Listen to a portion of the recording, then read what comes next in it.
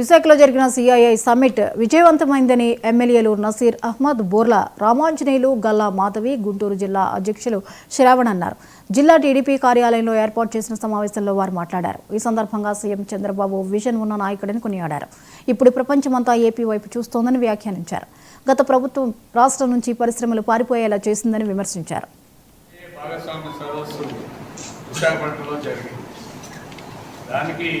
మనమందరం కూడా ఒకసారి 2-3 రోజులు జరిగిన సంఘటనలను గుర్తు తెచ్చుకోవాల్సిన బాధ్యత ఉంది.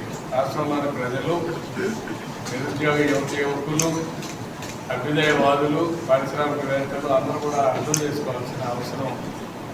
దానికి ముందు గౌరవ ముఖ్యమంత్రి వర్యులు నారా చంద్రబాబు నాయుడు గారు, గౌరవ ఐటీ శాఖ మంత్రులు నారా లోకేష్ గారు వివిధ దేశాలు పర్యటించి లండన్లో కానీ, అబుదాబిలో కానీ, ఆస్ట్రేలియాలో కానీ, మరి దేశంలోని ఇతర ప్రాంతాలు, ముంబైలో కానీ, ఢిల్లీలో కానీ, ఇతర ప్రాంతాలు, బీహార్ ప్రాంతాలు కూడా అవసరమైతే పర్యటించి ఈ రాష్ట్రంలో పెట్టుబడులు పెట్టడం ఎంత అవసరమో, దానివల్ల మనకు వచ్చే మేలు కానీ ఈ రాష్ట్ర ప్రజలకు వచ్చే మేలు వివరించి ఎక్కడికక్కడ రోడ్ షోలు నిర్వహించి ఒక నమ్మకాన్ని పారిశ్రామికవేత్తలు కల్పించిన మాట వాస్తవానికి పెట్టుకుని ఎంఓయూలు చేసుకున్నారో అదే నమ్మకం మాకు రాష్ట్ర ప్రజలందరికీ కల్పిస్తూ ఈ అభివృద్ధి కార్యక్రమాల్ని అత్యంత శరవేగంగా ఇచ్చిన టైంలో పూర్తి చేయాలి అని చెప్పి కంపెనీ వారందరినీ కోరుకుంటున్నాను.